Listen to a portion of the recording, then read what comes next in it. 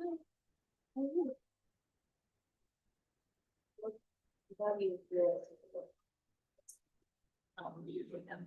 no, he forgot. Okay. It's fine, okay, on.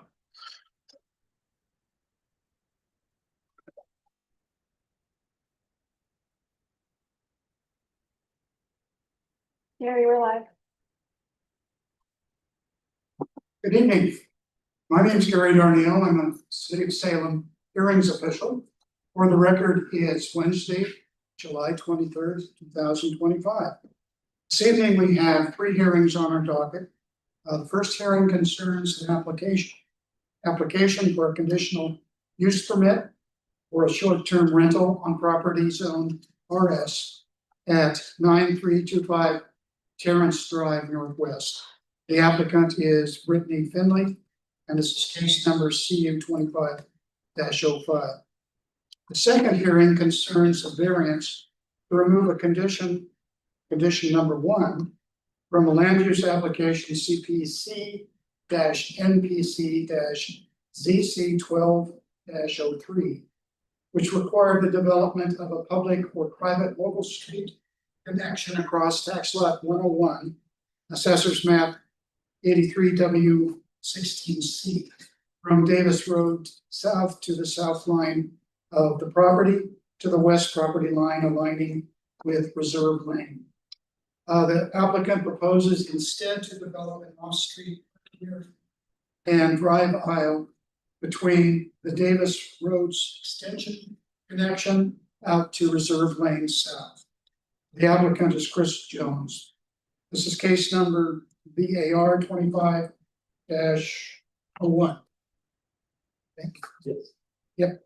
And the third hearing concerns a Class 2 Willamette Greenway development permit, Class 2 site plan review, and a tree and vegetation removal permit associated with temporary construction and the repaving of a portion of the north parking lot of Riverfront Park, following its use as a temporary construction staging area for seismic improvements to Center Street Bridge. The applicant is ODOT, the Oregon Department of Transportation. And this is case number WGP-SPR-TP-TRP 25-01. And when we get to the staff report, staff will identify the approval criteria that are applicable to each of these hearings. Before we get to the hearings and testimony, I'd like to explain a little bit about the rules applied to these hearings. These hearings can be characterized as being quasi-judicial and de novo. By quasi-judicial, that means you have certain due process rights, such as the right notice, the right to testify, the right to an impartial decision maker, and a right to a final written decision that addresses conclusions of law and findings of fact. De novo really means that new evidence and argument is allowed as long as it's relevant and material to the approval criteria. The evidentiary rules that we follow are relaxed. They're not as rigorous as what you'd find in circuit court. Basically, the type of evidence that I can consider is that which would be commonly relied upon by a reasonably prudent person, whoever that might be, conducting their daily affairs. Evidence that isn't relevant or material or is overduly repetitious would be excluded by decision. It's important to note, and you need to underline this, that you need to raise any substantive or procedural issues at this stage of the proceedings, or I can appeal my decision to the Salem Planning Commission before that body in order to preserve your right to raise those issues on appeal before the Oregon Land Use Board of Appeals. I'll talk a little bit about the appeal process in just a moment. The burden of proof lies with whatever fact or position is raised by a person. That person carries that burden. The ultimate burden lies with the applicant to show by a preponderance of the evidence that all of the approval criteria have been met or can be satisfied through conditions of approval. The record in these matters consists of the application, supplemental materials, staff report, letters, emails, that sort of thing that received by staff from the public, and any testimony, either oral or written, that we receive tonight. Now, you have a statutory right to request that the record be held open an additional 7 days. You don't have to give a reason for that. You really need to raise that request during the hearing. Usually when that happens, there'll be an opportunity for other parties that might be opposed to your position to review what new evidence goes into the record. Ultimately, the applicant gets the next meeting. You also have the right to request a continuance of the hearing. A continuance is basically we're holding over this hearing to a later date. That determination is discretionary with the hearings official. You need to convince me, I guess, that merely holding the record open for a certain period of time is not adequate to address whatever concerns I have. We electronically record, actually we video record these proceedings. So in terms of testimony, we ask that you use the podium to my left. It says Salem Police on the front. And begin your testimony by stating your name for our record. And if you could spell your last name and get your testimony correct if I need to cite it in the decision. I normally limit testimony to 5 minutes. Is that going to burden anybody? The applicant usually has more time since they're paying for the application, but is 5 minutes going to be sufficient for everybody? I'm going to assume that, and we're pretty lax with enforcing that. Finally, if you want a copy of my decision mailed to me, we have sign-up sheets back. Be sure before you leave the hearing room to print your name and address or your email address on that paperwork so that you can get a copy of my decision. In terms of hearing procedure, I'll first turn to staff and ask for the presentation of the staff report. Following that, there'll be an opportunity for the applicant or the applicant's representative to offer testimony in support of the application. After that testimony, others who wish to testify in support of the application may do so. Then we allow for testimony from a relevant or applicable neighborhood association if somebody those groups is present.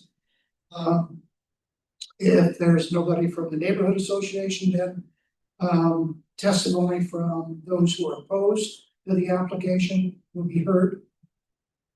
Following all of that testimony, usually turn to staff and see if they wish to address any issues or questions that might have been raised.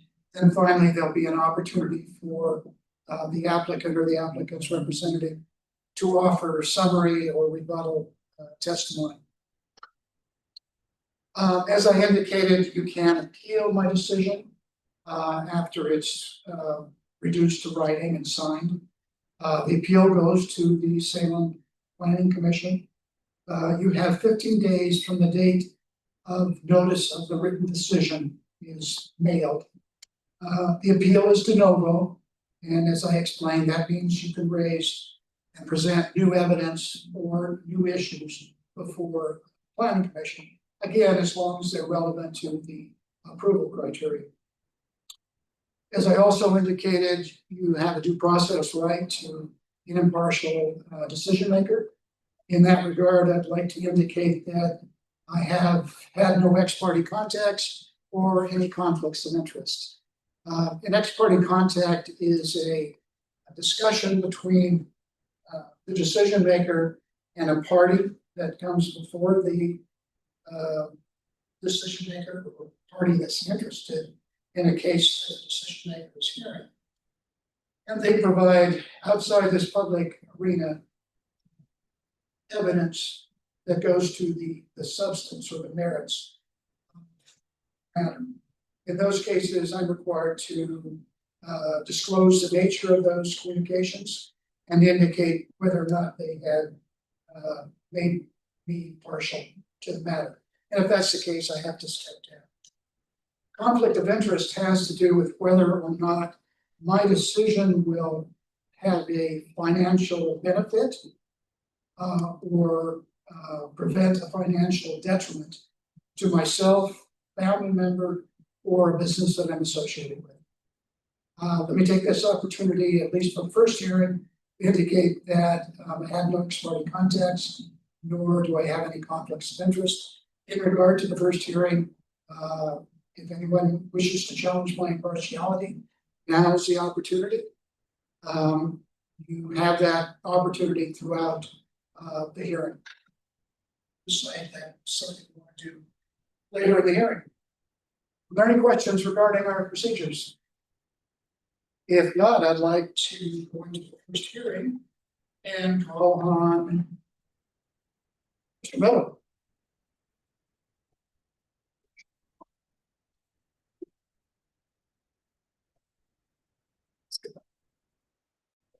Yeah.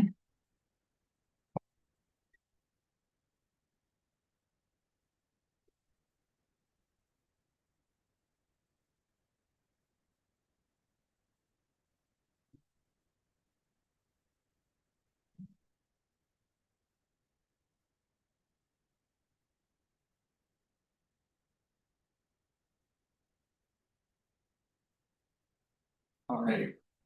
Okay. Apparently this mic only works sometimes, so we're gonna, it seems like it's working right now. Good evening, everyone. My name is Quincy Miller. I am a land use planner with the city of Salem, and I'm here to discuss the conditional use permit for a short-term rental at 925 Terrace Drive Northwest, case number CU 2505. And to get things started, I formally request that this presentation, the staff report, and all comments received are submitted into the record. Accepted. So the request, as I mentioned, is a conditional use permit for a short-term rental within an existing single-family dwelling. So this is a requirement in the RS zone for a short-term rental. So to get an idea of the property, it is located over in West Salem, and it's between about Kingwood and Cascade Drive Northwest, and this gives you kind of an idea of it's within this neighborhood over in West Salem. And to zoom in on the property a little bit to look at the related zoning. So this is within the RS single family residential zone, as I mentioned. There's a little bit of multifamily residential off in the corner, but you can see that it is within the RS zone and surrounded by other RS zone properties. So in this case, the proposed development is regarding the formal designation of this property as a short-term rental. It is a approximately 1,000 square foot, 2-bedroom, single-story, single-family dwelling with an attached single-car garage. There are no exterior changes proposed with this conditional use permit. It is going to be simply using the existing single-family dwelling as a short-term rental.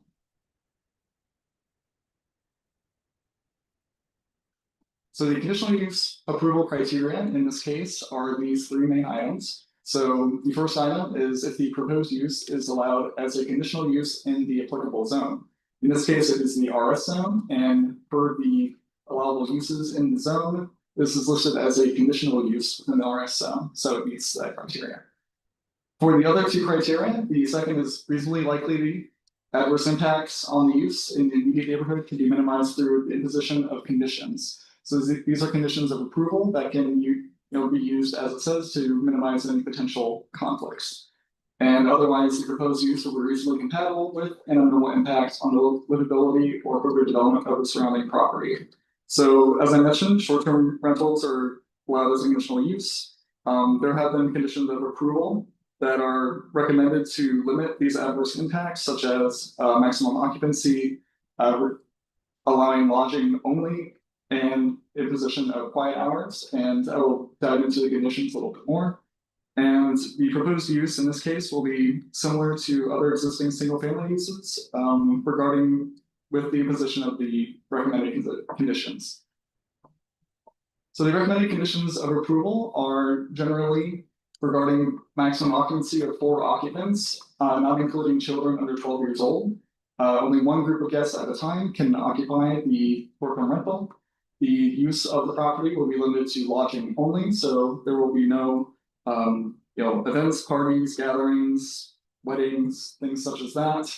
The quiet hours are between 10 p.m. and 8 a.m. And there's also a minimum bicycle parking standard as part of short-term rentals for the off-street parking standards of the City of Salem Code.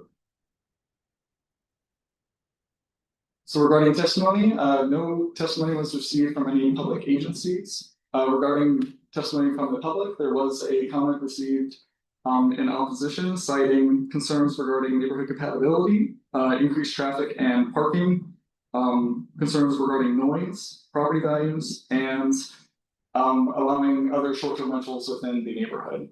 There was also a testimony from the public following the end of the comment period in support with additional recommended conditions of approval, which I believe have been provided to you. So with that, after the analysis, the recommendation from city staff is to approve the conditional use permit with the recommended conditions of approval that were outlined in the staff report. And with that, that's all I got. In this case, the owner doesn't reside on the property. The only residential use will be short-term occupancy. Correct, and that is one of the reasons that this qualifies as a short-term rental rather than an accessory short-term rental, as it is not an owner-occupied property.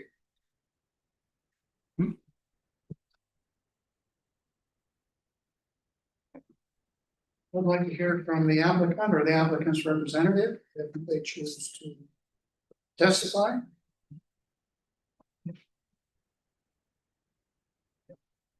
Then do you want me to help her? Hello, I'm Brittany Finley, Finley. So I'm the owner along with my husband, and this was our first home that we bought, and we've had it for almost 9 years. We lived there for ourselves for 6 years, and then we had a long-term tenant in there for about 1.5 years. And then we've now just come up on a year. I didn't know that we needed a conditional use permit, so we've actually been running the Airbnb for the last year. Just regarding some of the concerns that I heard from the complaint that was put in regarding parking. So our long-term tenant that was there, they constantly had 4 cars in our driveway, so we have plenty of parking. So with our Airbnb that we've been running, there's either no one staying there, so it's empty, or it's usually 1 to 2 cars are in that driveway, and there's plenty of room. So I know terraces, especially as you keep going farther down, it's can be tight. So we aren't harming the parking with our situation. I'd like to also point out that there's a house across the street from us that is doing the long-term tenant, and they have currently 4 college students there. So there's 3 to 4 cars parked on the street constantly there. So in opposition, ours is not harming the parking situation. As far as like loud noise, like Quincy said, it's a 2-bed, 1-bath house. I'm monitoring who I approve to come stay there. We're advertising that we don't want any parties, like Quincy said too. We don't allow pets, so there shouldn't be any like loud animals or dogs barking. I have in our rules that there's the quiet hours from the 10 to 8. We are that corner lot, which is really nice, so that there's no one behind us. There's no one to the left side. We just have the one on the right side of us. As far as I know, it could be concern as regard to like, well, does it devalue having the short-term or long-term rentals? Does it devalue? I'm actually a real estate agent myself, so I will say that as I'm looking with buyers, they're not out there looking and going, oh, is this one a rental or is this owner occupied? Like literally the only way to know that would be trying to knock on people's doors. So just to kind of put some people at ease with that. Another thing to go along with that, I would say that even with people having like a long-term rental versus short-term or even a homeowner, you know, there's homeowners that don't take pride of ownership in their house and deferred maintenance and the roof is going bad. And so I will say that we've kept up on the property. We want to impress our guests and, you know, so, what else?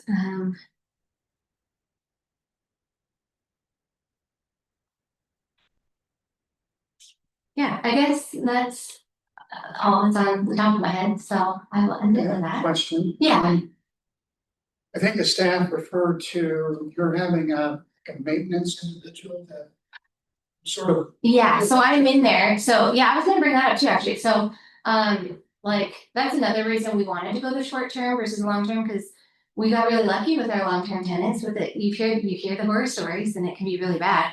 So I like that I'm actually the one that goes in there and I click, so, you know, a pro in my opinion for neighbor situation of having the short-term rental versus a long-term rental is if you have you know, a long-term tenant that's causing harm to neighbors or they're being annoying or loud or anything, like, well, you're kind of stuck with them versus the short term. It's like our average is, you know, we have someone there a couple days, 3 nights, 2 nights, or a week, and then they'd be out of your hair, you know. But I have talked to my closest neighbors and I've asked them like, hey, what's your thoughts on, you know, we had the long-term tenants, now we've been doing the short term, how's it been for you? And they've said that we've had really polite guests and they've had no issues, so. let's circle back to my question, Oh, yes, which had to do with your maintenance arrangement. yeah. Could you explain what that involves? Yeah, so my husband does the exterior and then I'm in there all the time doing the interior, the cleanings. So Yeah. you're doing it, you don't have Yeah, an outside company. no, I'm in there all the time, yep. Yeah, any other questions? Nope. Okay, thank you. There are others who wish to testify in support of this application? Okay.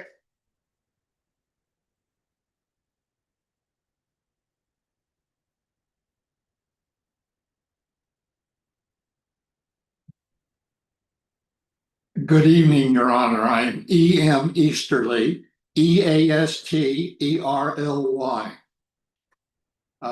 Due to the city's way of doing things, I live in Ward 8, which is West Salem. You have in your packet, as Mr. Miller indicated, written testimony from me that you have read or hopefully will read before issuing your decision. My written testimony requests that 2 additional conditions be included in your decision. These requests address the concerns raised in the Verhurst written testimony, which states, and I quote, approving the permit may invite additional conditional use permit requests, leading to short-term rental clusters that transforms the neighborhood character over time. This application is not just about one home. It's about opening the door to a broader shift in land use, unquote. This is not an unreasonable concern. The Verhurst description of the area is accurate but limited. For example, 10 of the 40 homes within 250 feet of 925 Terrace Drive are rental properties. And until recently, the subject property was also a standard rental property. This fact that the Finleys wish to try a different rental approach is explained in their application, and Ms. Finley did indeed give you some expression which she testified. But establishing a precedent should not be supported. Therefore, while I support the approval of the short-term commercial lodging conditional use for this single family property at 925 Terrace Northwest, I ask that the following conditions be included in the approval. 1, this conditional use approval is terminated with the sale or lease of the property. And 2, this conditional use will be recorded in the property deed. I am happy to answer your questions. Your first condition, I think, is automatically solved when the property is sold. This conditional use, in this case, rides with the applicant.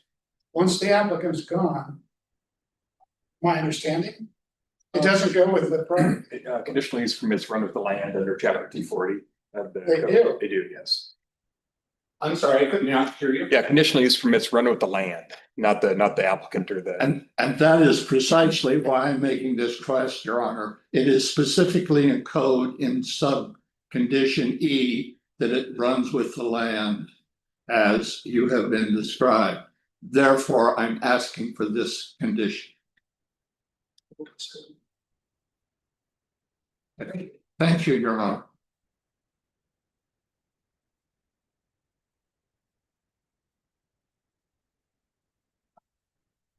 That's weird. Are there others who wish to testify in support of this application?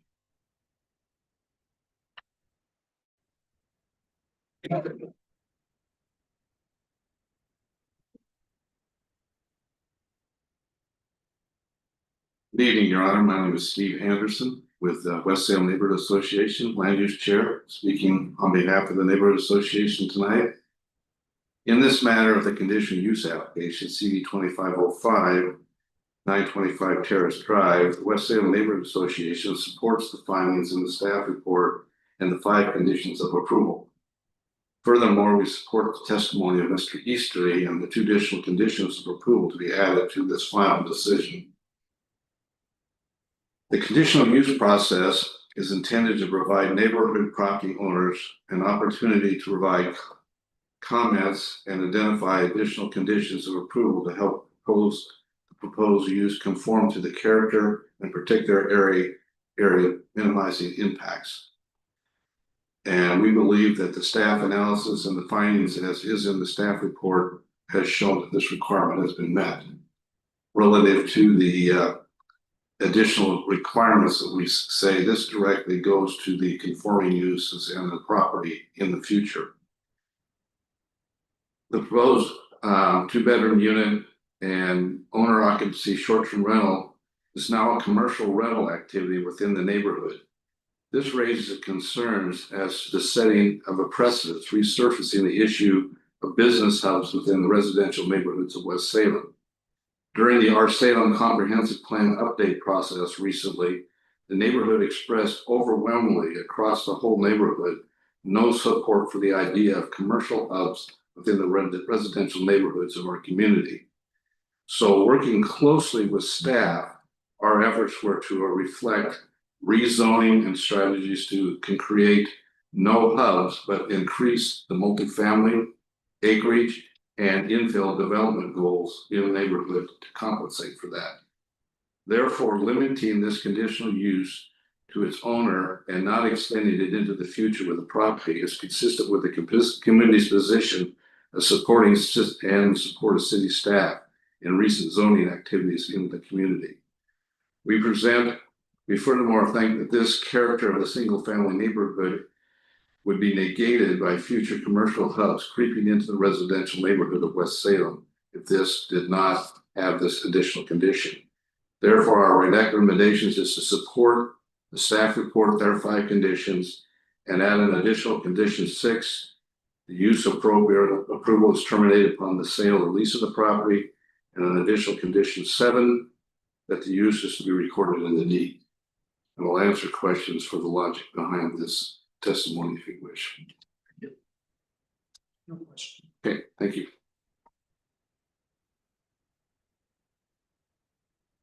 Yes, now it's time for those who wish to testify in opposition.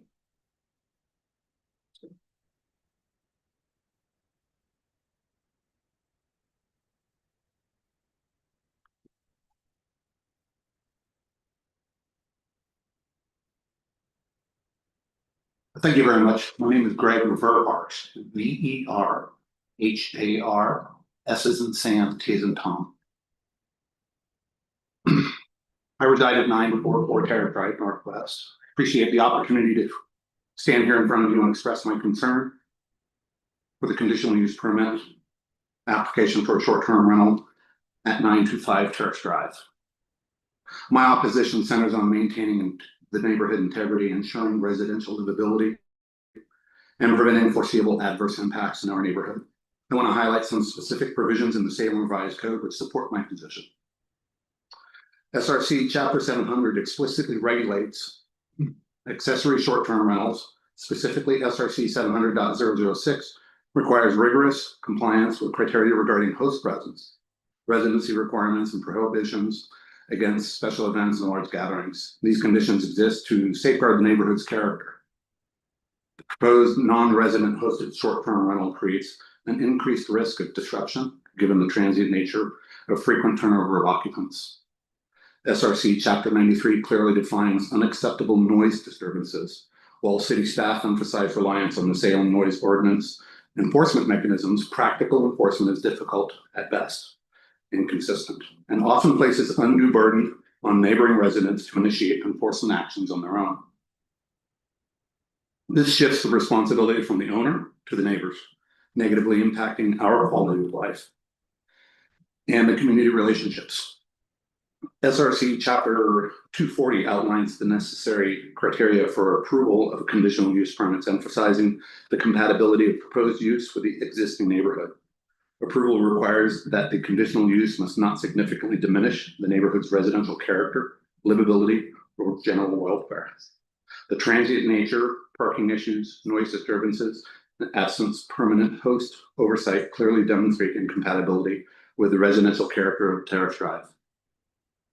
Additionally, the property at 925 Terrace Drive is a corner lot bordering Terrace Drive and Parkway Drive. This is a dangerous intersection that has only a yield sign. Traffic coming from Cascade Drive regularly exceeds safe speeds for this blind intersection. Additional street parking would significantly increase the danger to accidents and potential injury. The proposed STR is fundamentally incompatible with our established single-family residential neighborhood and does not fulfill the critical standards required by Salem Revised Code. Even with the recommended conditions, enforcement remains questionable, leaving neighbors unfairly burdened. I respectfully request the commission to carefully consider the clear requirements and intent behind the SRC Chapter 700, 93, and 240, and deny the conditional use permit application for 925 Terrace Drive Northwest. I do, however, agree with Mr. I apologize, your name again? Easterly. Easterly. Thank you. I agree with Mr. Easterly's additional provisions should you decide to grant a permit. And I thank you very much for your time, and I'm open for questions. Do you believe a rental is incompatible with a residential neighborhood? Long-term rental? Yeah. No. Thank you. You're welcome. Thank you again. Are there others who wish to testify in opposition?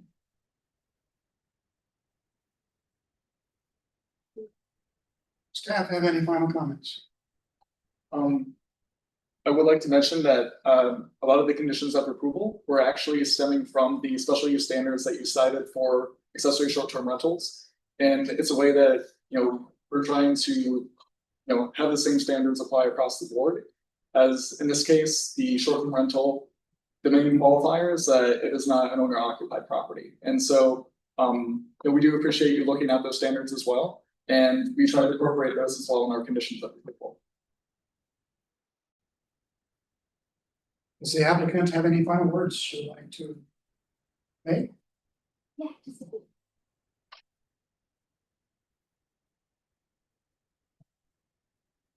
The last two things I would like to say is, so the nearby neighbors do have my phone number, so if there was that they needed to call me, they can.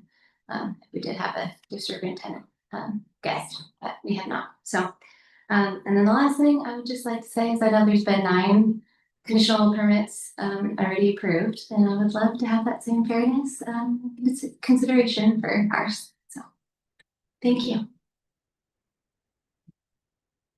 I will close the public hearing. I will say, I'm leaning towards Mr. Easterly's police condition number one. When you look at the information that's like in the staff report, you really spend a lot of time focusing on the owner. Are they credible? Do they have a good record?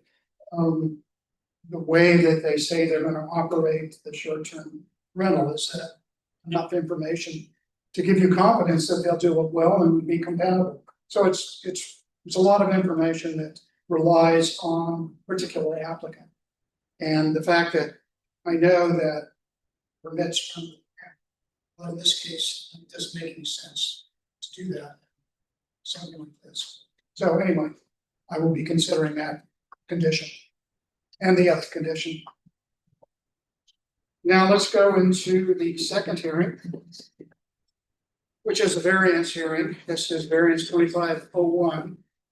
In regard to this hearing, I would like to indicate that I've had no ex parte contacts or actual potential conflicts of interest.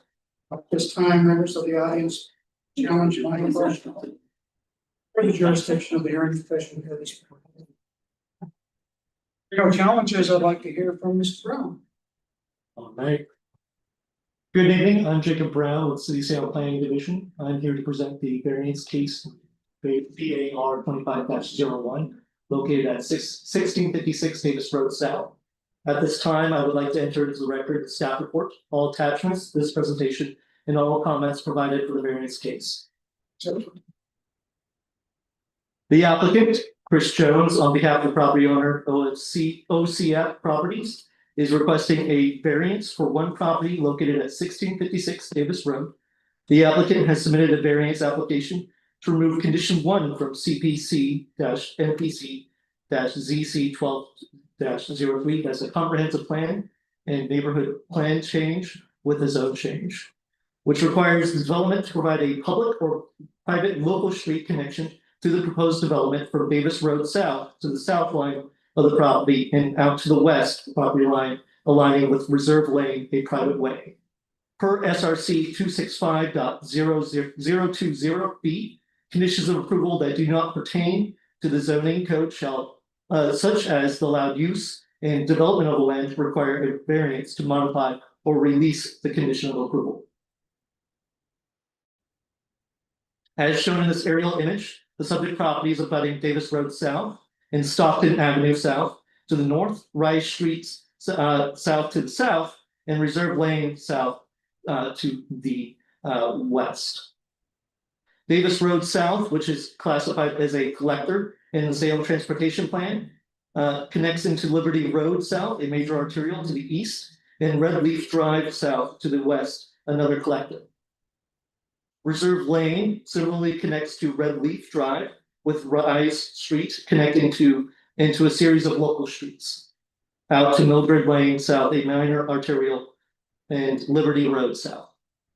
The abutting properties consist of a church property to the west and to the north, and apartments to the east and west. Single family residential development is to the north, and Crossler Middle School is also the northeast.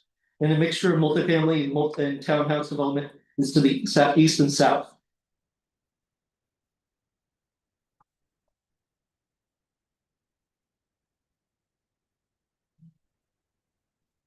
The subject property has a comprehensive plan designation of multifamily residential with zoning of RM2 multifamily residential, shown in orange here.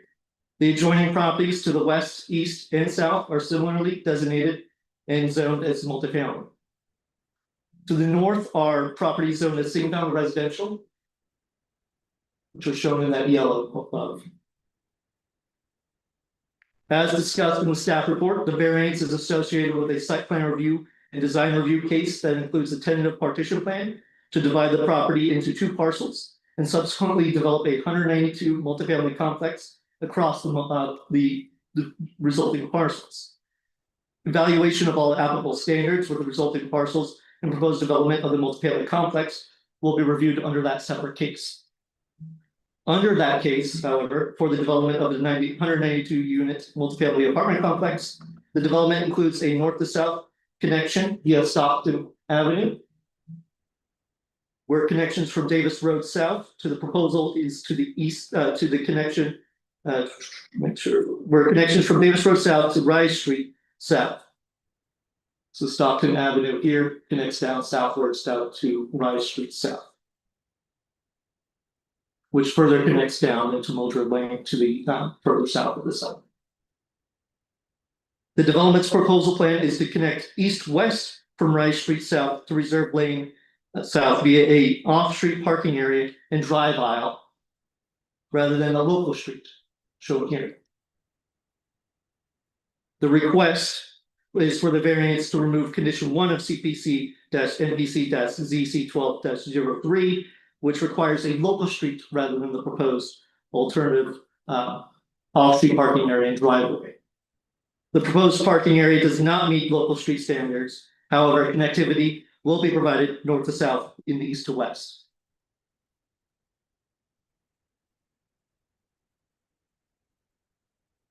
As indicated by the applicant's plans, the applicant is providing a 24-foot wide drive aisle with 1 foot mountable curb, an additional 2 feet of asphalt before striping of a parking stall on either side, thus providing a maximum of 30 feet maneuvering area.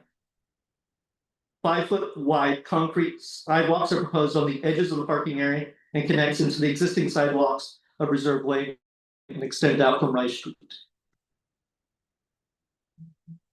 The applicants, the variance criteria require that the applicant demonstrate that there is an unreasonable hardship or practical difficulty created by the physical characteristics of the land, and the variance will not result in adverse effects that are unreasonably detrimental to the public health, safety, and welfare, or to property or improvements to the vicinity.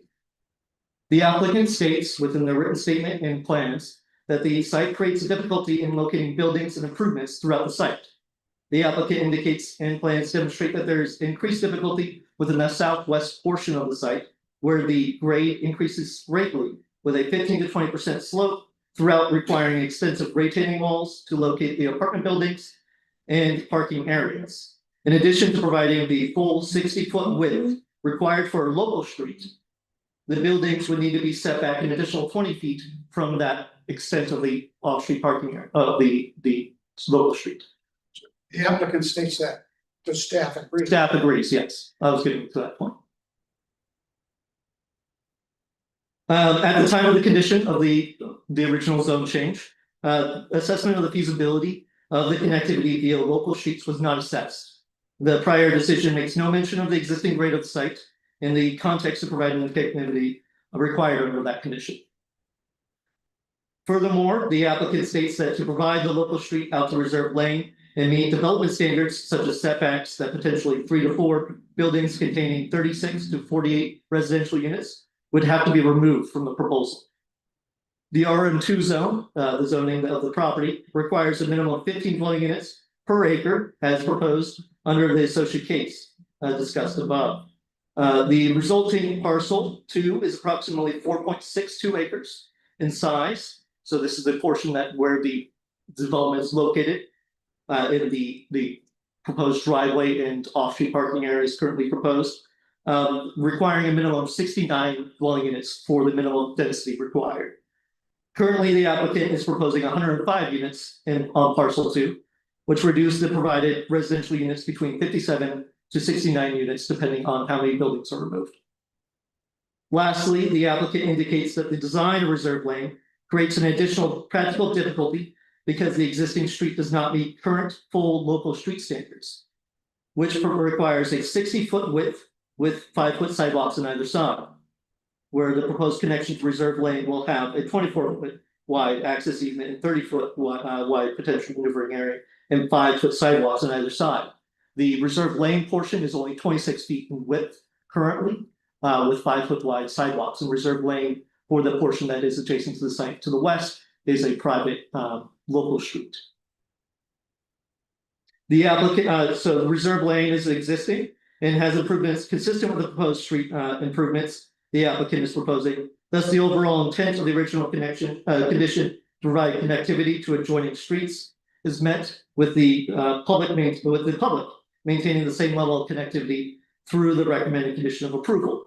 which is the applicant shall provide public access easements for the length of both the 24-foot wide drive aisle and 5-foot wide sidewalks extending from Rise Street South connection out to Reserve Lane South.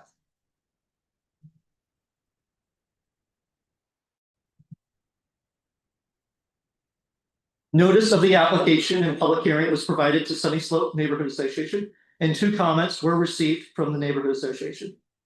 The properties are not located within neighborhood within a homeowners association, rather. No concerns were raised with other city departments or divisions, and no comments were received from other public agencies. At this time, however, there has been 27 comments that were received from neighboring property owners and tenants, one of which was received prior to the staff report being rounded out, and 26 were provided after the staff report. Summary of the comments: the neighborhood association and public comments expressed concerns about additional traffic generated by the development and the impacts to the existing transportation system, specifically the impacts of additional traffic on Davis Road South with Crossler Middle School, connectivity with abutting streets, and concerns with the timing of the signal improvement at Liberty Road South and Mildred Lane South. Comments provided following the staff report also indicated concerns that there would only be one connection proposed. Separate from the traffic-related concerns, public comments expressed concern for mud and gravel on the streets, excessive dust during construction, and crime generated from the development of the multifamily. As discussed within the staff report, connectivity to the reserved lanes, Rise Street, and Davis will be provided. The applicant is seeking the variance to allow the connection to Reserve Lane South to be a connection through a driveway and off-street parking area rather than a local street. Davis Road South has frontage along the subject property, but does not meet current standards for its classification of street per the Salem TSP. As a draft condition of the main site plan review and design review applications, the applicant will be required to dedicate additional right-of-way and provide half-street improvements along the development frontage of Davis Road South. In addition, as a condition of the site plan review, construction of an off-site linking street improvements along Davis Road South is required for an additional length of 170 feet east to the boundary of the Nana subdivision, which is the subdivision directly eastwards to the property along Davis. The required linking street improvement will provide a 30-foot wide pavement width, ensuring an adequate improvement width along Davis Road South to accommodate the future traffic volume that's generated by the proposal. A traffic signal is required to be constructed at the intersection of Davis Road South and Liberty Road South as a condition of the original comprehensive plan and zone change. The Liberty Road and Davis Road signal is currently under construction by the city through a capital improvement project as well. Construction of the signal is anticipated to be completed in 2026. The applicant's traffic impact analysis submitted with the related site plan review also identifies completion of a planned signal at the intersection of Liberty Road South and Mildred Lane South as needed improvement to meet mobility standards. The signal was required to be designed and the improvement secured as a condition of approval for an adjacent subdivision called Liberty Road subdivision, the subdivision directly south of this development. Construction of the signal is a condition of approval for the Liberty Road Apartments West, with a requirement that the signal be fully operational prior to occupancy for any building within that complex. In terms of construction-related activities, future development of the property will be subject to requirements of Salem Revised Code, Chapter 75 for erosion prevention and sedimentation control, and Chapter 82 for clearing and grading. And permits will be required for any kind of grading that will ensure any offsite impacts are mitigated. Lastly, approval criteria for variance does not address anticipated changes in crime levels, and no evidence has been provided to support the speculation that any crime perpetuated by future residents of the proposed multifamily development would exceed that what would be otherwise occur from any other legal development of the property within the city. In conclusion, staff recommends that the hearing officer approve the variance application with conditions. And the condition being condition 1, the applicant shall provide public access easements for the length of both 24-foot wide drive aisle and 5-foot wide sidewalks extending from Rise Street South connection to Reserve Lane South. That concludes my presentation. One question, in the staff report on page 7, now the staff report, Yes, I do. second paragraph, first sentence. The applicant states that to provide the local street up to Reserve Lane South and meet development standards that the setbacks that potentially 3 buildings contain, et cetera. Mhm. Potentially, does that mean that a minimum of 3 buildings would be compromised, lost, and possibly 4? Or is it potentially risks? The applicant's written statement indicates that a minimum of 3 would be removed as part of the development. They Could possibly, possibly 4. For the development of the property, extensive retaining walls have to be proposed in order to accommodate what's currently proposed on the development. so I have. All right. Now is an opportunity for the applicant's representative. You have a presentation. Thank you.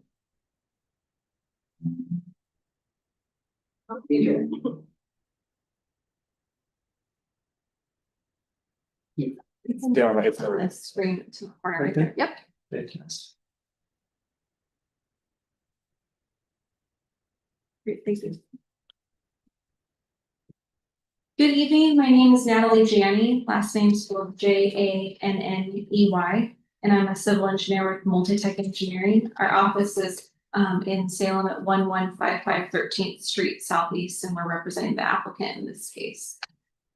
I just wanted to start off, oh, that's dark, with discussing where we were 13 years ago when we went through the zone change. So this is an aerial image of what the property and the surrounding area looked like at the time of the zone change. Of note here is that Mildred Lane did not extend west of Liberty. Let's see if I can do this. The subject property is about here. I should have outlined that, but it's about here. The development to the south was not proposed at that time. Mildred Lane did not extend to the west of Liberty. And so the requirement and the zone change to extend a connection through to this red leaf property made sense at the time because that was going to be how we were going to circulate traffic through the site. At the time that we went through this red leaf, there had been some rough grading in, but activity had been stalled because of the recession.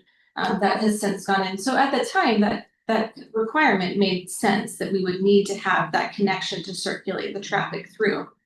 But things have kind of changed since then.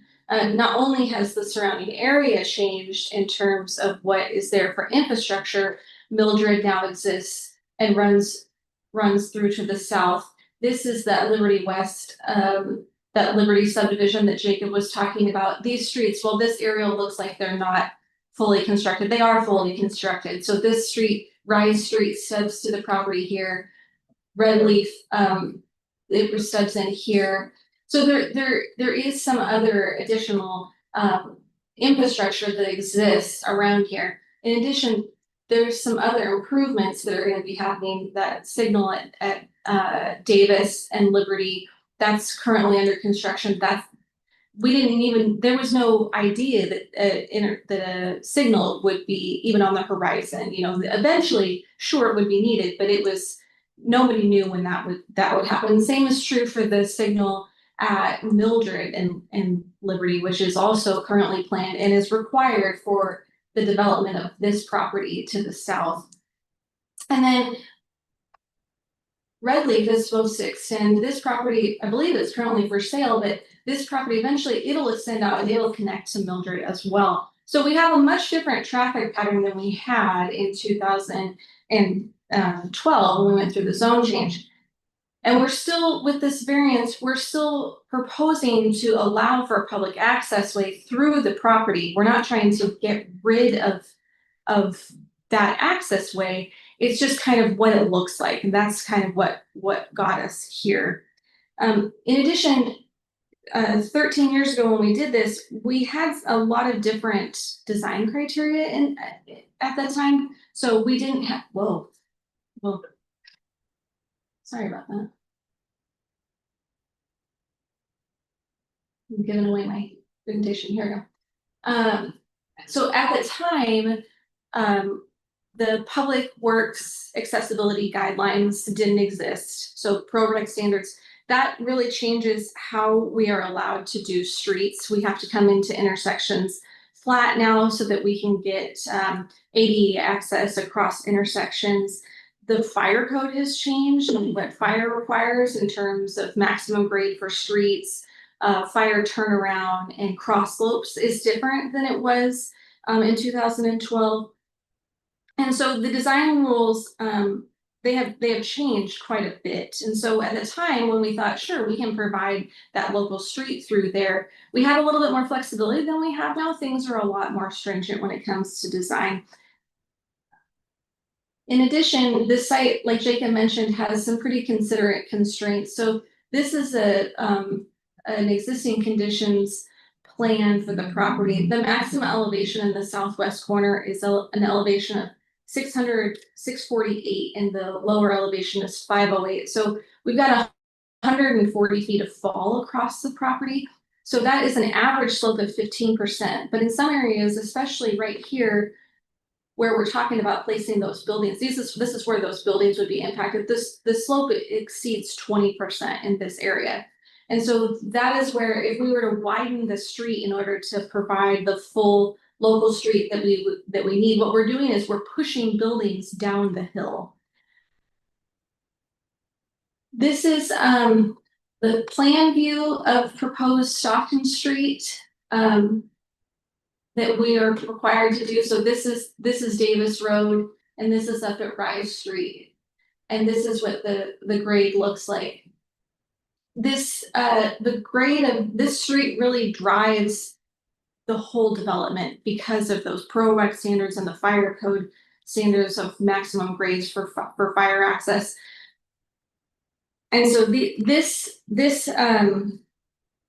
once we can make it up to the top of the site, then we would need to provide that connection into Redleaf. So this is the Redleaf stub section. As you can see, this is not a full street. This is not a full street. It is really an access way like what's being proposed. It just doesn't have the parking on the sides. But it wouldn't meet what we would currently call a local or a private street by any of those standards.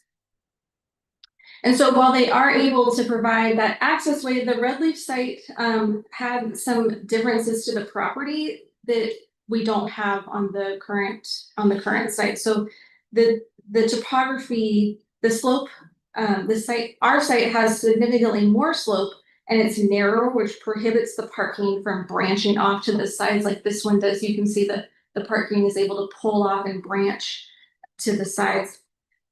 In order to provide parking from the upper portion, for the upper portion of the Davis Road property, the parking needs to be placed along the access way. As it is, these buildings on the north side have, these buildings on here, have crawl spaces that are the height of a full story, just to make the buildings fit on the topography. And if the parking were to branch off like it does on Redleaf, tall retaining walls would be required to hold the back side of the parking in order to make it so that the parking lot is still accessible, because apartment complexes have to meet fair housing guidelines for accessibility. In addition, what would likely happen is that we would have to remove buildings in order to provide the parking. And with the infrastructure needed to build the road and the grade and to meet all the accessibility requirements and fire turnaround, this project really can't afford to lose any units. There's a significant amount of infrastructure that's needed just to make this project work.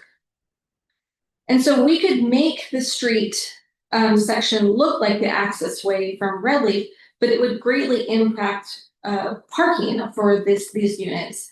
So we could have the street match what's over here, but we wouldn't be allowed to have this parking.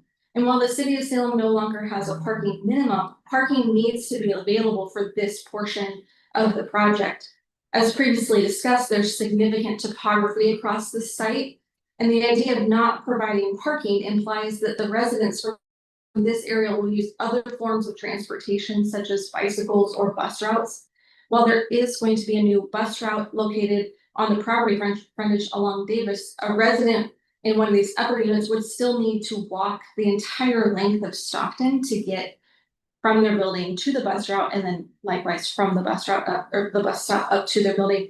There's no grocery stores nearby. The length of New Stockton Street is 1,000 feet, and the elevation change is 117 feet. So we feel like that would be quite a quite a load to put on the residents for this area.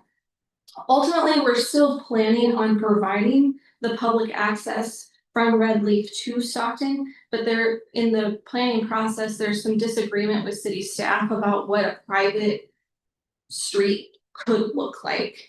And so that's why city staff encouraged us to apply for the variance for this issue, so that we could kind of get that taken care of, still provide the connection, but then it kind of gets past this definition of what a private or public street looks like. That's really what this is all about.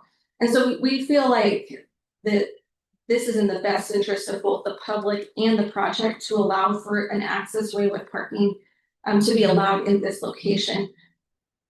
This is what that cross section looks like. This is what we're talking about. So this is where the access way would be. There's the mountable curb and then the 2 feet separation, and here's a parking stall.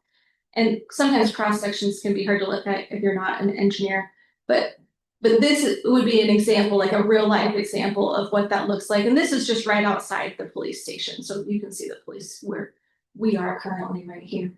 And here's another example. This is downtown. So we're not asking to do anything that's, you know, brand new. We're not trying to reinvent the wheel here. We're just trying to allow for some parking along the access route. To talk about a little bit about some of the public comments that Jacob had mentioned. A lot of those are more related to the project in general, not specific to this variance, and so they're not really relevant. Traffic generated from this project, crime, those are not relevant criteria for this issue, and so we wouldn't have any comments about that. But I'm happy to answer any questions that you might have. As a matter of clarification, is there through traffic from Reserve through the cul-de-sac? It would go from Reserve through out to the cul-de-sac, and then they could either turn down Stockton or they could go down Rise. Go through. Yes. It's hard to tell from the drawing whether that's a barrier there or not. No, that's just the driveway drop with the way that our software draws the curb or the back of the sidewalk there. Be sure and leave your zip drive, flash drive with saying it needs to go into the record. Okay, well, I can email this to Jacob and I can get this to Jacob. Yeah. Yep. Are there others who wish to testify in support of this application? Is there a representative from the neighborhood association? Are there those who wish to testify in opposition?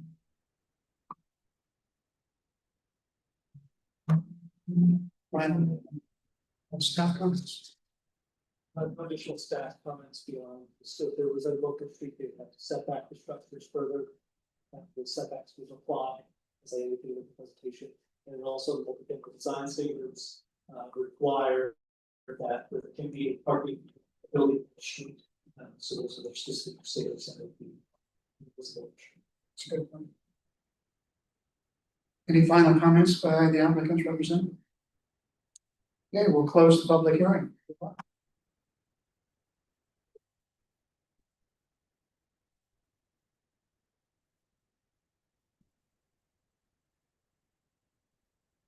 Okay, the final hearing is on its publication for a class 2 alignment greenway permit, a class 2 site. And tree and vegetation removal permit. This is WGR-SPR TRP 2501. It just blows right off the phone. In regard to that, I would like them to have had no ex parte contacts for conflicts of interest here. At this time, members of the audience may challenge my impartiality or the jurisdiction of hearings official. No challenges. Staff report, Mr. Bishop. Okay, good evening, Hearings Officer Bryce Bishop with the City of Salem Planning Division, and I'm here tonight to present the staff report for the Center Street Bridge project. And not specifically for the bridge project itself, but for the areas that are surrounding the bridge that are needed in order to facilitate the seismic improvements. So that's an important clarification, but it's involves a class 2 line greenway permit, a class 2 site plan review, and a tree vegetation removal permit. These applications were submitted on March 31st. They were later deemed complete on July 1st after getting additional information from the applicant. Mail notice was sent out on July 3rd. Posted notices provided in 6 locations encompassing the properties involved on July 10th by the applicant. And then the state mandated 120-day local decision deadline for the application is October 29th. And as previously indicated, sorry, let me jump back. I forgot to, don't always do this, but yeah, staff report, presentation, and all comments received. Requests to be entered into the record. So in terms of the application components, it includes the class 2 Lima Greenway development permit, and that is required for the site clearing that is needed in order to establish temporary construction staging areas for the cranes and the storage of materials and everything that is needed for the seismic improvements that are proposed and needed for the Center Street Bridge. There is a class 2 site plan review that is required specifically for the repavement of a portion of the north parking lot of Riverfront Park. There are approximately 90 spaces that will be impacted as a staging area close to the Center Street Bridge that will be used for, again, as an area for storage and construction staging. And due to the amount of kind of damage that will occur to the parking during the construction process, that portion of the parking lot will need to be repaved and redone. And so that's what the class 2 site plan review is for. And then there's also a tree and vegetation removal permit. And it's kind of strange for this application. There's a lot of trees that are needed to be removed with this application because of their proximity to the bridge. But since they're trees on city property in either Wallace Park or Riverfront Park or within city right of way, they're not trees that are subject to 808, which is our tree preservation ordinance. They're separate. They're subject to a different chapter, which is our city tree removal permit, which is under chapter 86 of the code, and that is a separate concurrent application that's being reviewed by development services staff that we have here with us tonight. But there is native vegetation, non-tree vegetation within the riparian corridor of the Willamette River that will also need to be removed. So the tree, it's really a vegetation removal permit for the native vegetation within the corridor of the Willamette that needs to be removed for that. So in terms of the properties that are involved for the staging areas, there's 5 main ones. So there is the Riverfront Park North parking lot, and then the areas, on the west side of the driveway leading to the parking lot next to the river. There's also a small area just to the north of Center Street Bridge on the, little bit area to the east of the driveway along, the street there, and then the area, small area to the west of the driveway. It doesn't really affect this entire area where the AC Gilbert Discovery Village is, but it's just kind of the small southwestern portion of that property. So those are both in Riverfront Park. And then on the west side of the river, we have staging areas that are proposed in Wallace Marine Park on the south of the Center Street Bridge and between the Marion and Center Street Bridge. And then there's also privately owned property, kind of called the Musgrave Lot, that is also involved for staging and temporary storage area of materials. In the application materials, you'll see a 4th area that's on Union Street here, or rather Division Street. That area is not included with this application because essentially what's occurring there is just using the existing, it's already paved, it's already cleared, it's kind of an industrial site. So there is nothing that triggers a Willamette Greenway permit in terms of intensification, change of use, or development. But that is a 4th area, or the 6th area, I guess, or 6th area identified in the application materials, but it isn't subject to this because it doesn't meet any of the triggers for development or greenway permit. So in terms of the comprehensive plan designations of the properties, there's a combination of parks, open space, and outdoor recreation that encompasses the Wallace Marine Park and Riverfront Park properties, where the AC Gilbert Discovery Village is, and that portion is designated river-oriented mixed use. And then on the Musgrave Lot in West Salem, it is designated Central Business District. And those comprehensive plan designations are implemented by the PA, Public Amusement Zones, for the park properties. the CD zone, Central Business District zone for the AC Gilbert Discovery Village portion of the park. And then the West Salem Central Business District zone, West Salem implementing that Central Business District portion. So that's essentially the downtown of West Salem in terms of the designations. So that's what we call it West Salem Central Business District to kind of align with the general normal, the regular Central Business District on the east side of the river. The property is obviously within the Willamette Greenway overlay zone, and that's why we have a Class 2 Greenway permit for the proposed improvements. The general Willamette Greenway overlay zone boundary is shown by the light shade area. It's kind of hard to tell, but there's a green outline and the white shade. And then within that area, there's the compatibility review boundary, which is the dark green shaded area. So as you can see, these areas, the Musgrave lot is just within the general Willamette Greenway overlay zone, but then the other properties are within both the combination of the general Greenway and then the compatibility boundary. In terms of site conditions, as you get closer to the river, topography increases on both sides of the river. There's obviously trees, in this area shown by the aerial photo that will be impacted by the proposed development, and the property is also within the floodway and the floodplain of the Willamette. That's on the west side. Here's a quick shot, aerial photo of the west side of the Wallace Marine Park portion of the site. And again, you can see the existing parking lot leading down to the boat ramp. And then you have the Musgrave lot up here, which is an undeveloped portion of a larger lot that's used for self-service storage. So the storage and staging area would be in this portion of the property specifically. And then the staging areas would be here between the two bridges, and then also here to the south side of the bridges. And as you can see in the materials submitted by the applicant, there are some trees that have been identified, on the Wallace Marine Park and the Riverfront Park side of the project that will be retained, but most will need to be removed in order to accommodate construction activities needed for the bridge. East, same things. The bank slope is much steeper, than on the west side. And again, the portions of the AC Gilbert property of the park that are impacted are really just, the southwest area here. And then the portions of the Riverfront Park south of the Center Street Bridge will have repavement or the utilization of, all of this area of the north parking lot for staging, and that therefore it will need to be repaired and replaced rather. And then there is also tree removal necessary on the west side of the driveway on the bank slope itself next to the river. Here's an aerial view of the east bank and the parking lot with the cul-de-sac turnaround and the driveway leading into it. And so there is a tree impacted here with the proposal, some big trees impacted here and vegetation impacted here, and then this area will also be impacted. Here's just a quick Google Street View, kind of standing taken from under the Center Street Bridge, looking to the north. So there's the Water Street driveway that goes on the west side of the parking lot here, and this is the parking lot, to the left. And then this is on Water Street looking to the north from under the Center Street Bridge, and it kind of shows the AC Gilbert Discovery Village is over here. This tree will be impacted. The trees and vegetation here will also be impacted.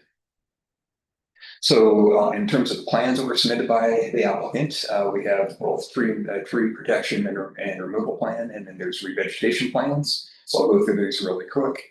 So the areas or the trees that are shown here with the large green circles, these are the critical root zones of the trees, showing the trees that will be able to be preserved with the project.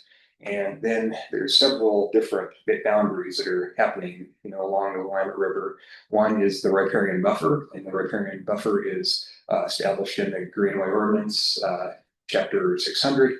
And the way the Greenway chapter works, the riparian buffer is based on the bank slope. If your bank slope is 25% or less, or less than 25%, the riparian buffer is 50 feet from the ordinary high water line. If it's greater than 25% or equal to 25%, then you have a greater riparian buffer of 75. But the code says if the floodway is wider than the riparian buffer, you have to extend the riparian buffer all the way to the floodway boundary. So so based on the bank slope measurement and the presence of the floodway boundary here, the whole shaded area here is within the riparian buffer of the Willamette River because of the presence of the floodway, which extends all the way to the northwest portion over here where this dash line is. So anything shaded light gray is within the riparian buffer. You also have the 75-foot wide riparian corridor of the Willamette River, and that's measured from the top of bank on each side of the river. And so this area, which is double line shaded here, and then indicated by this dark dashed green line, that's the boundary of the 75-foot riparian corridor. So that's important because that's what Chapter 808 regulates in terms of tree and vegetation removal. So the trees that are proposed for removal, which are the small dots with the X's through them, while those are within the riparian corridor, our tree ordinance says if they're city trees, which they are because they're on city property, they're not subject to their approval under 808, but instead 86. But the native vegetation, from this green dash line over to the bank of to the river, to the water, any native vegetation removed in here does trigger the tree and vegetation removal permit under 808. So then on the Musgrave lot, this is the one to the northwest of this, on the west side of the river. There are the only trees present are in the north portion of the site, and those trees will be protected by, one delineating the area of the site that's going to be impacted, with a fence, well away from the critical root zones in these areas, but there are trees here that will be protected. Everything else on the side doesn't qualify as a tree, and it's outside of the riparian corridor of the Willamette River as well. So in terms of revegetation plan, the applicant's provided a plan that provides a 1-to-1 replacement ratio as identified in the staff report, which exceeds the replanting requirements and the riparian buffer enhancement requirements of the Greenway zone. And it's a combination of shrubs and like native grasses and meadow mixes and trees to meet the requirements, the replacement requirements for the vegetation that is lost.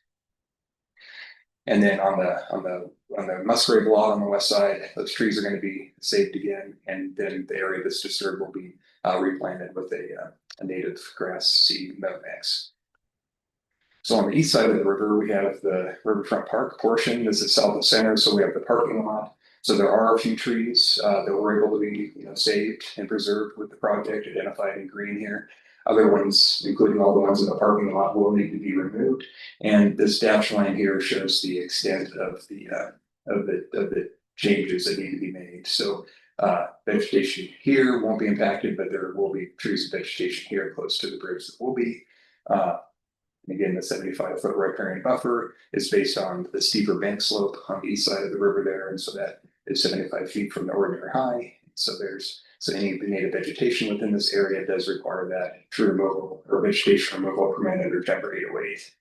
And then on the north side of the Center Street Bridge, in front of to the southwest of the AC Gilbert Discovery Village area, again, just a smaller area that's impacted where you have some trees in that area close to the bridge that do need to be removed. But again, here a few trees have been able to be preserved.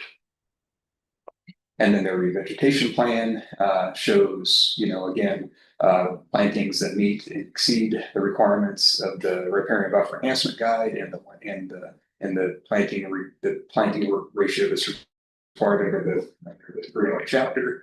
And then for the parking lot redevelopment, they also meet the new CFEC standards, which are with the climate friendly and equitable community rules for providing tree canopy preservation over large parking lots that are greater than 1/2 acre in size, with the corresponding soil capacity to support the health and growth of those trees. And again, more into the degree vegetation plan on the east there, showing replacement. So lots of trees, lots of shrubs, lots of grasses to replace what will be lost. So in terms of the Greenway development permit, we was reviewed for compliance with all of the standards in Chapter 600. The findings addressing that compliance are included in pages 6 to 16 of the staff report. There were 5 conditions of approval that were recommended in order to ensure compliance with the requirements of the chapter. The last 2, which are here, the final survey map identifying the Willamette Greenway boundary, that's just a standard, condition that the code requires for all Greenway permits, and that's the same for the last one here. Plans for the replacement of vegetation that was removed, those had to be submitted. That's just a boilerplate requirement. The vegetation plans that were reviewed, as part of the application materials meet the requirements. So this is just kind of a redundant, condition that the code requires. The first 3, because these staging areas are going to be temporary. We do have a temporary use classification under the city's code. So it's construction storage yards and construction modulars require a temporary use permit. So prior to the beginning of construction on the site, there's a condition that requires that the applicant obtain the necessary temporary use permits for these construction staging areas, and that will occur because there's a finite time limit associated with them before they expire. That they will apply for those once they're closer to construction. There's also a requirement for a final signed and stamped geotechnical report from a geotechnical engineer that will be required as a condition of it is supposed to be required as a condition of approval. And then because they're doing a parking lot redevelopment, stormwater chapter 71 requires that the parking lot be designed to meet the stormwater standards. So we'll have to design a complete stormwater system to comply with those standards in chapter 71. In terms of the site plan review for the parking lot, the parking lot was reviewed for compliance with the standards of the public amusement zone, the zone the property is located in. The off-street parking area meets the space standards for size and dimensions. The drive aisles meet the minimum required widths. The driveways meet the standards of chapter 806 of 40. Interior landscaping meets all the standards of 806 and 7. And the parking lot meets all other applicable standards of the code. Therefore, there is no, it's a class 2 site plan review. So it has to, in order for a class 2 site plan review to be approved, it has to meet the standards. So it meets those standards, and therefore there's no condition needed. And the findings for compliance with that for the site plan review criteria are included in pages 60 to 28 of the report. And then here's just a quick site detail plan of the proposed parking lot as it will be improved. One change that was made as a result of or two things that changed as a result of the redevelopment of the parking lot following the construction will be the CFEC, the additional tree canopy and soil that will be provided with the parking lot. But then also there is a proposed new east-west pedestrian connection that will go through the parking lot that's 5 feet wide that will allow, because again, this is only a portion of that north parking lot. It's roughly, I think, probably the north 2/3 of the parking lot. So there will be a new east-west connection that will allow folks to, walk down and use this east-west connection, then to get to the existing north-south sidewalk that leads down to that cul-de-sac turnaround driveway configuration, and then further throughout the park. And then in terms of the tree and vegetation removal permit, again, this is just really for removal of the vegetation. The native vegetation within the riparian corridor are not the trees, because those are all subject to chapter 86, which are trees on city-owned property. There's a handful of different criteria that an applicant may choose to conform with in terms of the removal of vegetation under 808. The one that applies in this case is that the vegetation removal is necessary for the maintenance of an existing structure or the alteration of an existing structure. Because these areas are essential to the work that needs to be carried out to update the bridge and do the seismic improvements. The vegetation removal is necessary. The footprint of the bridge is not going to get any larger, and the areas that are needed for the vegetation to be removed are limited to the minimum necessary needed in order to conduct the improvements to the bridge. So in terms of public comments, the properties within both the Central Area Neighborhood Development Organization, or the Can-Do Neighborhood Association, and the West Salem Neighborhood Association on the west side of the river. Both neighborhood associations were contacted by the applicant prior to submittal as required under the code. And we did get comments from the West Salem Neighborhood Association after the staff report was published. And you have those before you tonight, I believe. And the conditions recommend the comments recommend 2 conditions to be added to the proposal. The first one would require an emergency spill plan and response plan for any potentially hazardous chemicals like diesel or oils that are released in close proximity to the river, because it's a bridge project. And then in that plan, they request that it be approved by the Salem Fire Department and the Public Works Department prior to any construction occurring on the site. And then the second one was that there be during this process, to establish the mitigation, for the loss of the trees as a result of the project, and to comply with Chapter 86. This state and the city will have an intergovernmental agreement in terms of how that mitigation will occur. And so this condition, the second condition is asking for kind of like the dollar amount and I don't know if specifically it's the details of the intergovernmental agreement, be kind of like codified as a condition of approval. Maybe I'd ask, we'd want to have maybe clarification on that second condition from the West Salem Neighborhood Association representative when they speak.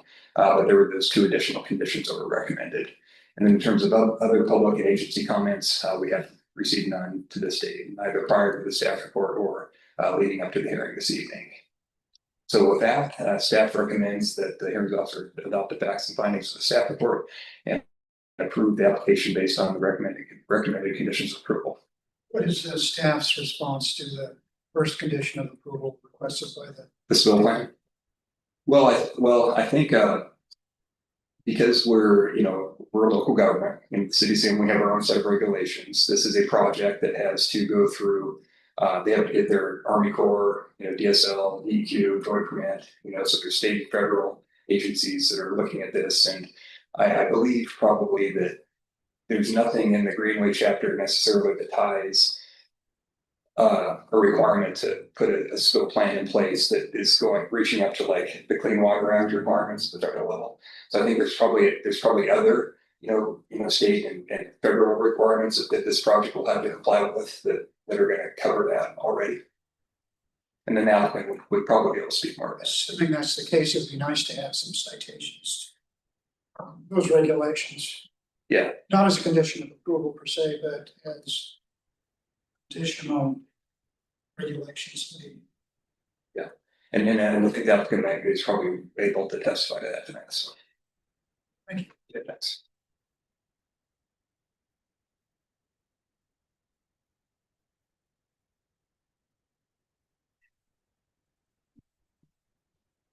This time I'd like to hear from the applicant. Have our PowerPoint. We'll load it up here. Did you send a PowerPoint? Brian's still on, yeah. I have it on a thumbs up. Okay, good. Oh, sorry.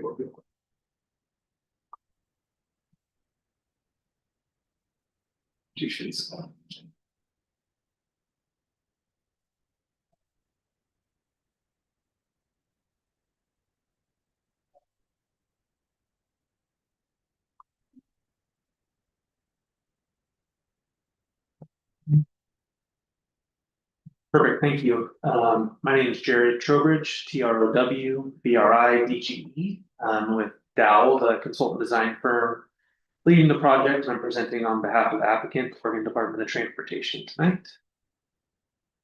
So I'm going to give just a quick project overview and schedule. I think it'll help explain kind of what's leading to some of the impacts and why we are going through these applications. Talk about some of the land use overview issues and answer questions at the end. So quick overview, doing a seismic retrofit of the Center Street Bridge. It's been split up into two phases, primarily due to construction funding. Phase one is what we're covering in the greenish color will be the river spans as the east approaches. As part of the project, we're going to replace the pier on the west river bank, strengthening the footings in the river, enlarging footings and strengthening connections on the east approaches, and then relocating and upsizing the city's water line across the river and making it seismically resilient. So the footprint will be slightly enlarged. Of the bridge, all the footing enlargements are actually underground. So when we get done with the project, most of the bridge will look like we weren't there. A lot of the footings are buried. So. Quick design schedule. We're in the middle of design, quickly heading towards a bid opening in January of 2026. So working through permitting and right away have our railroad approval already and anticipate construction starting next spring. So some of the impacts from the work, as mentioned, we're going to reconstruct a portion of the Riverfront Park's parking lot. We will have a work platform or work bridge across the river with fingers that kind of go to the footings and large copper dams. As mentioned, tree removal and construction activities on both sides of the river. So to build the work bridge and get all the equipment out there, it takes a lot of large equipment and room on both sides of the river, adjacent to the work area. There will be some nighttime full closures, I think up to 4, and some extended lane closures on the Center Street Bridge during construction. And then some front lane closures on Front Street northbound, a couple of nighttime closures southbound, and then Marion Street on ramp closures as well. So land use overview, the bridge retrofit is exempt from the Willamette River Greenway review. Review is limited to the following activities, as described earlier: the tree and vegetation removal, repaving of the north parking lot of Riverfront Park, temporary staging activities on the Musgraves staging lot. Class 2 site plan review, repaving of the north parking lot of Riverfront Park necessary for construction and staging areas to build the project. And then the tree and vegetation review, removal of trees and vegetation in the riparian corridor of the Willamette River necessary for construction and staging areas. So Bryce covered this earlier, so I won't spend too much time going over, but we are, I think, improving the tree wells for the trees in the parking lot as part of the project, and adding the pedestrian connection, I think, will be positive improvement. And staging areas, as shown earlier. And then, yeah, just some tables of the tree and vegetation removal shown on the plans earlier. As I mentioned, we expect the construction to start next spring, and we think it'll take probably 3+ years to build. We anticipate the water line relocation work to be the first work, as well as building the work platform from Wallace Park across the river. And then these are our assumptions, but we believe they'll start on the East Side Bridge construction in 2027, continuing the in-water work activities. In 2028, they will continue the east side construction and complete the work in Wallace Park and finish the water line upgrade on the bridge. And then 2029, finish the east side work and reconstruct the parking lot. In regards to the 2 additional requests, as part of the standard specifications for construction, that'll be part of the construction contract. The contractor is required to submit a pollution control plan that adheres to the DEQ requirements, that is reviewed by our firm as well as ODOT. And ODOT will have staff inspecting the site regularly, as well as periodic special environmental inspections to make sure the contractor is adhering to those requirements in their plan. They also have to have a response plan if materials are spilled.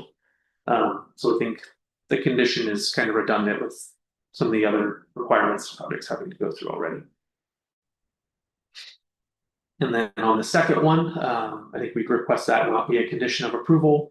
We're working pretty closely with the city. I've been working with them for 2 years, and I think are coming to agreement on the terms of the compensation for the trees. Any questions? When do you anticipate working on the Marion Street Bridge? Not anytime soon, not part of this project. No, but it's the same sort of upgrade, right? Yes, I think the Center Street Bridge was selected because it is easier to retrofit than a Marion Street Bridge would be. If you could email your materials to staff. Can do, I can leave the thumbstick too, either way. No questions, thank you. Are there others who wish to testify in support of this application? Are there representatives? Okay.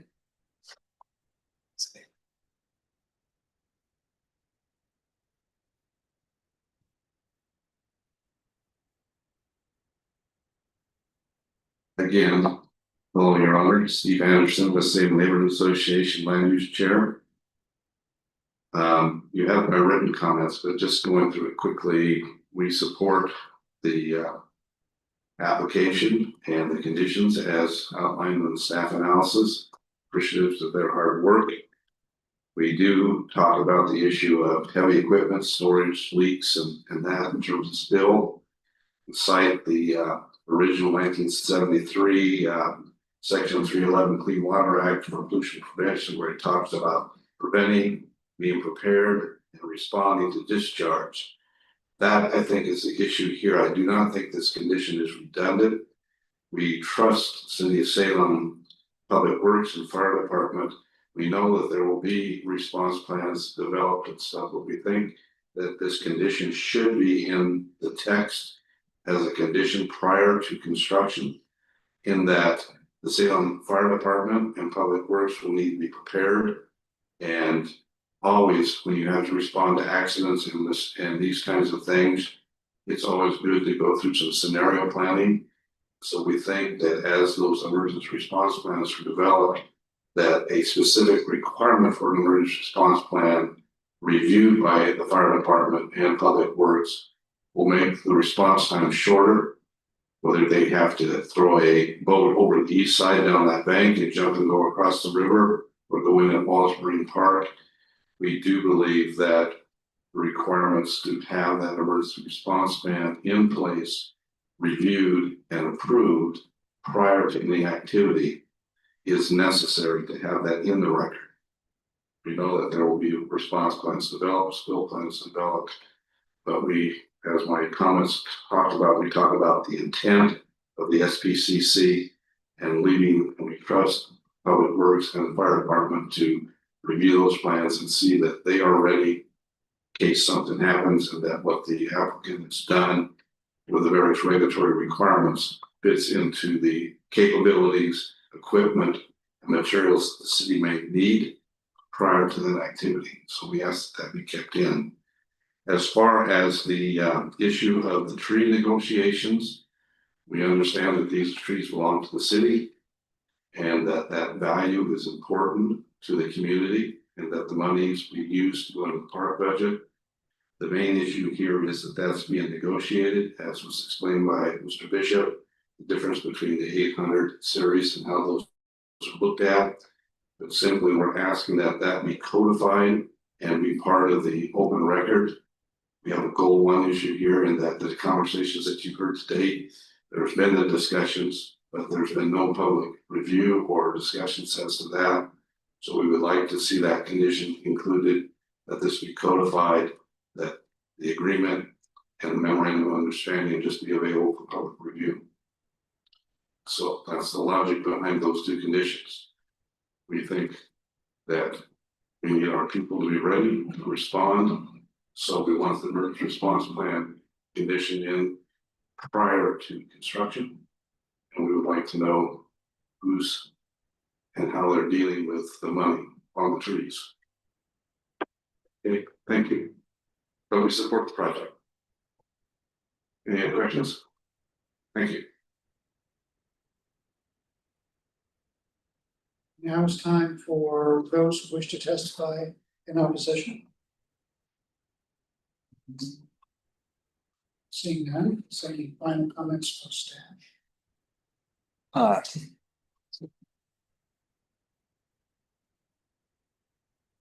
We do have Rob Romanek and Laurel Christian here tonight to speak to, and I just want to make clear again, there is a separate permit. It's the Chapter 86 signature removal permit that is being reviewed right now concurrently to this application.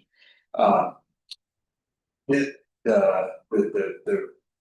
reimbursement for the tree value is probably not that's tied to any of the applications included in this consolidated set, but it's more related to the 86 requirements. And then Laurel and Rob, if one of you would maybe like to come up and speak to, the 86 requirements and the requirements for mitigation and the value and how that plays out. I don't know if the condition is necessarily valid for these applications, but there will be conditions of the 86 permit to establish that. May I address that issue? Yes. Yeah, and I'd like to see some sort of citation to the regs that encompass that issue. Good evening, I'm Rob Romanek. I'm the Parks Planning Manager for the City of Salem in the Community Services Department. Last name is Romanek. As the applicant's representatives indicated, we've been coordinating the impacts of this project on the G Parks for nearly 2 years at this point. We have been discussing the value of the trees for quite some time, months at this point, and we're pretty close on a agreed upon value for those trees. I do anticipate that we will reduce the payment to the city based on a few things. The first one being the cost to replant the trees, which is a requirement of the tree removal permit. But they're also, the applicant is putting back the northern riverfront parking lot section better than they found it. So we may deduct the costs for the soil cells, which are the technology that allow the trees to have more tree root volume to grow, have bigger canopies, as well as pavers that are going to be key to allow the roots to have to breathe, to exchange gases. So that those may be deducted from the tree value that we've nearly landed on.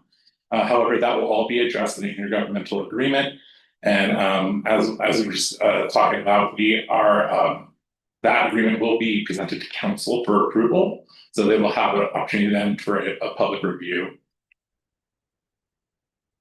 And again, I just want to highlight, so the tree removal permit will require replanting of each tree that's removed. And so that is included as part of the applicant's project.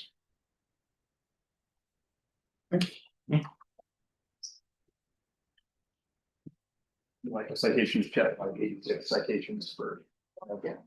Well, I have to keep the record open.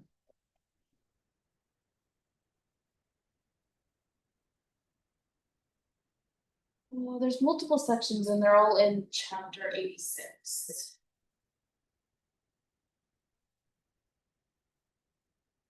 While you're doing that, why don't we ask Mr. Trowbridge whether he wants to provide any final summary or rebuttal? Just to revisit the pollution control plan, section 290 of the Oregon Standard Specifications for Construction, which will be part of the contract with the contractor, do require the SPCC plan and contingency plan for spills, as was mentioned earlier. DEQ is also the one that kind of oversees the Clean Water Act. They will also review the plans and permits for what's being done in that case. So again, that's why we would request that it not be a condition of approval.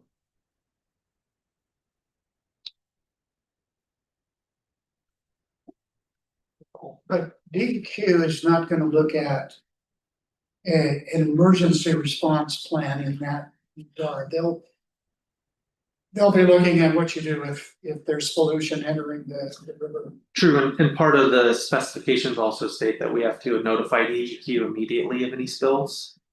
And then respond per applicable laws and DEQ requirements. So as soon as we spill something and we notify them, chances are someone will be out very quickly to make sure we are cleaning it up per their requirements.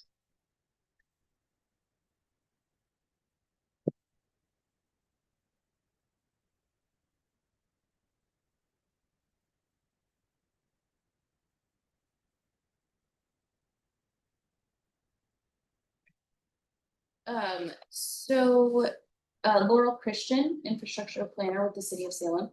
The city tree removal permit is gonna be 86.080 and 86.090. This section of code is also administered through an administrative rule that the city has adopted, which is what talks more to the replanting requirements. And that administrative rule is administrative rule. Why don't you see that that's entered into the record? I can do that. It's 109-500, but we'll include that for you. Okay, good enough. Any final comments by anybody? If not, I'll close the public hearing. Thank you for your attendance. Testimony. And for Mr. Bishop and Mr. Brown, you could give me the file citation so I can get into, Yes. all of the maps and everything. That's very helpful when